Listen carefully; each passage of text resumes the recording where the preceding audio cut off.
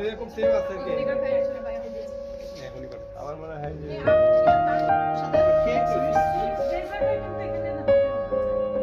এটা আলাদা হবে একটা আলাদা